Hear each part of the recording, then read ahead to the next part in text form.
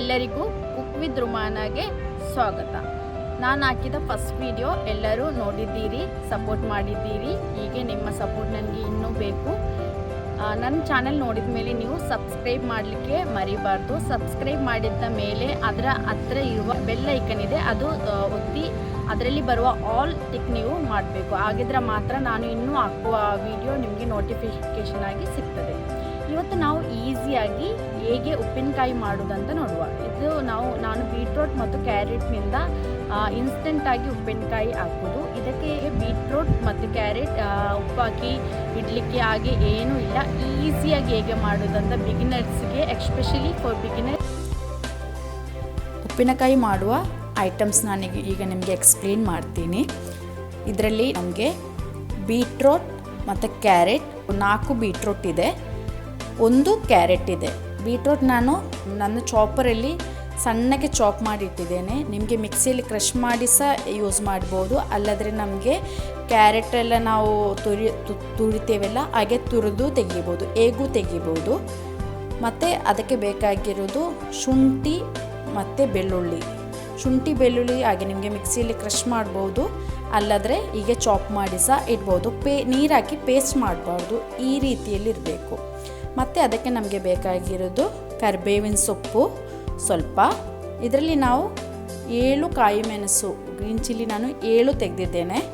ಇದು ತುಂಬ ಸ್ಪೈಸಿ ಇಲ್ಲ, ಮೀಡಿಯಮ್ ಸ್ಪೈಸಿ ಇರೋದು, ತುಂಬ ಲೆಂತ್ ಸಹ ಇಲ್ಲ. ನಿಮಗೆ ಯಾವ ಥರ ಗ್ರೀನ್ ಚಿಲ್ಲಿ ಸಿಗ್ತದೆ ಅದರ ಅಡ್ಜಸ್ಟ್ ಮಾಡಿ ನಿಮಗೆ ತೆಗಿಬೋದು. ಮತ್ತು ಇದಕ್ಕೆ ಬೇಕಾಗಿರೋದು ಸಾಸಿವೆ ಮತ್ತು ಮೆಂತ್ಯ. ಸಾಸಿವೆ ನಮಗೆ ಒಗ್ಗರಣೆಗೆ ಸಹ ಬೇಕು, ಮತ್ತು ಇದು ಹುರಿದು ಹುಡಿ ಮಾಡಿ ಸಹ ಹಾಕಬೇಕು. ಮತ್ತು ಇದು ಮೆಣಸಿನ ಹುಡಿ, ಇದು ಕಾಶ್ಮೀರಿ ಮೆಣಸಿನ ಹುಡಿ, ನಾನು ಮನೆಯಲ್ಲೇ ಇದು ಹುಡಿ ಮಾಡಿದ್ದಿದ್ದು. ಇದು ನಮ್ಮದು ಅರಿಶಿನ ಹುಡಿ. ಮತ್ತು ಬೇಕಾಗಿರೋದು ಉಪ್ಪು, ಮತ್ತು ಇದು ಇಂಗು.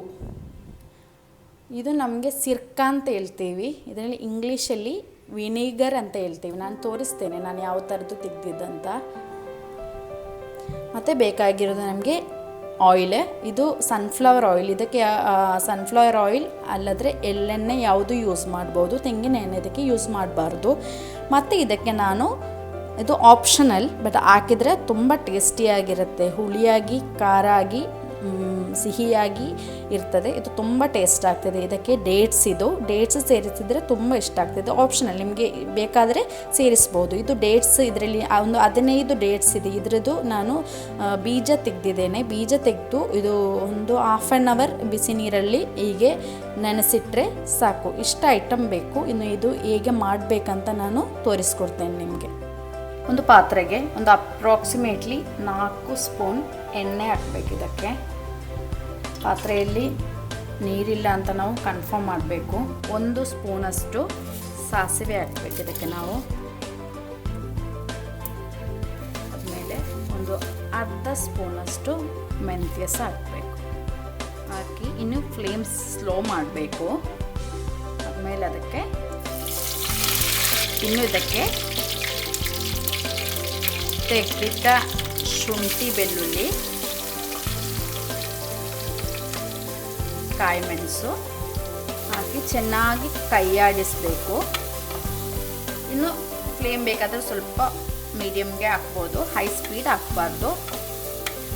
ಹೈ ಸ್ಪೀಡ್ ಆಗಿದ್ದರೆ ಬೇಗನೆ ಗೋಲ್ಡನ್ ಬ್ರೌನ್ ಆಗ್ತದೆ, ಬಟ್ ಅದು ಫ್ರೈ ಆಗಿರೋದಿಲ್ಲ. ಒಂದು 2-3 ನಿಮಿಷ ಇದು ಚೆನ್ನಾಗಿ ಕೈಯಾಡಿಸಬೇಕು. ಈ ರೀತಿ ಗೋಲ್ಡನ್ ಬ್ರೌನ್ ಆಗಬೇಕು. ಒಂದು 3-4 ನಿಮಿಷ ಮಿಕ್ಸ್ ಮಾಡಿದರೆ ಸಾಕು. ಆದಮೇಲೆ ನಾವು ಫ್ಲೇಮ್ ಆಫ್ ಮಾಡಬೇಕು. ಅರ್ಧ ಟೀ ಸ್ಪೂನ್ ಅರಿಶಿನ ಹುಡಿ, 1.5 ಟೀ ಸ್ಪೂನ್ ಮೆಣಸಿನ ಹುಡಿ, ಅರ್ಧ ಟೀ ಸ್ಪೂನ್ ಇಂಗು.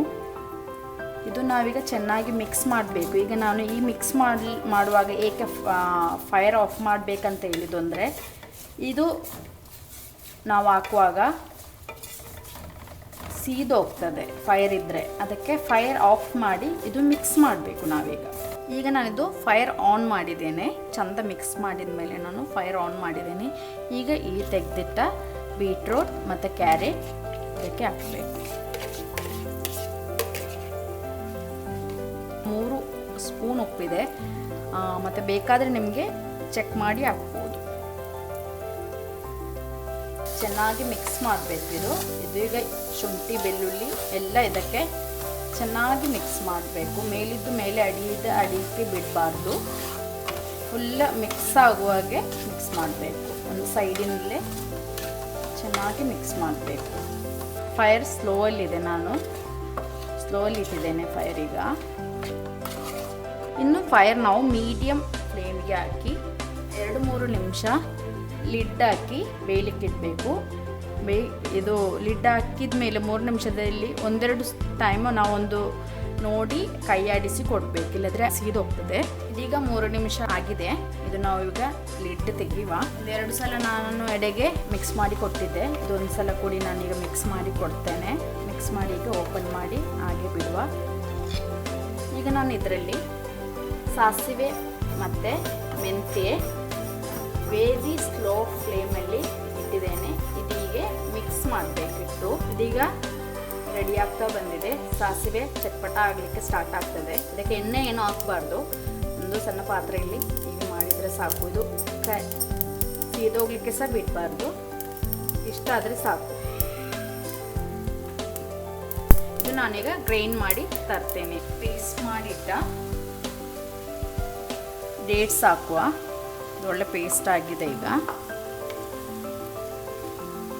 ಫೈರ್ ಸ್ಲೋವಲ್ಲಿ ಇಡ್ಲಿಕ್ಕೆ ನೋಡಬೇಕು, ಫಾಸ್ಟ್ ಮಾಡಬಾರ್ದು. ಡೇಟ್ಸ್ ಹಾಕಿದ ಮೇಲೆ ಒಂದೂವರೆ ನಿಮಿಷ ಹೀಗೆ ಮಿಕ್ಸ್ ಮಾಡಬೇಕು. ವಿನೆಗರ್ ಅಥವಾ ಸಿರ್ಕ ಅಂತ ಹೇಳಿದೆಲ್ಲ, ಇದೊಂದು ಇಂಥ ಒಂದು ಟೀ ಕಪ್ಪಲ್ಲಿ ತೆಗಿಬೇಕು. ಇದಾಗಬೇಕು. ಇದು ಬಿಸಿ ಏನು ಮಾಡಬೇಕಿಲ್ಲ, ಡೈರೆಕ್ಟ್. ಈಗ ನಾವು ಒಂದು ಮೀಡಿಯಮ್ ಫ್ಲೇಮಲ್ಲಿ ಇಡಬೇಕು. ಈಗ ನಾವು ಇದಕ್ಕೆ ಹುರಿದು ಪುಡಿ ಮಾಡಿಟ್ಟ ಸಾಸಿವೆ ಮತ್ತು ಮೆಂತ್ಯದ ಪುಡಿಗೆ ಮಿಕ್ಸ್ ಮಾಡಿ ಕೊಡಬೇಕು. ಇದಕ್ಕೆ ಹಾಕಿ ಮಿಕ್ಸ್ ಮಾಡಿ ಕೊಡಬೇಕು. 1 ನಿಮಿಷ ಆದಮೇಲೆ ಮಿಕ್ಸ್ ಮಾಡಿದರೆ ಈಗಿದು ರೆಡಿಯಾಗಿದೆ. ನಿಮಗೆ ಕಾಣ್ಬೋದು, ಇದೀಗೆ ತಳ ಬಿಡ್ತಾ ಬಂದರೆ ಸಾಕು. ಈಗ ರೆಡಿಯಾಗಿದೆ. ಸ್ವಲ್ಪ ತಣ್ಣಗಾದ ಮೇಲೆ ಇದೊಂದು ಗ್ಲಾಸ್ ಬಾಟ್ಲಲ್ಲಿ ಹಾಕಿ ನಾವು ಒಂದು 15 ದಿನ 20 ದಿನ ನಾವು ಫ್ರಿಜ್ಜಲ್ಲಿ ಇಡೋದೇ ಯೂಸ್ ಮಾಡ್ಬೋದು. ಅದಕ್ಕಿಂತ ಜಾಸ್ತಿ ಇಡೋದಾದರೆ ನಾವು ಇದನ್ನು ಫ್ರಿಜ್ಜಲ್ಲಿ ಇಟ್ಟು ಯೂಸ್ ಮಾಡಿದರೆ ಸಾಕು. Thank you for watching.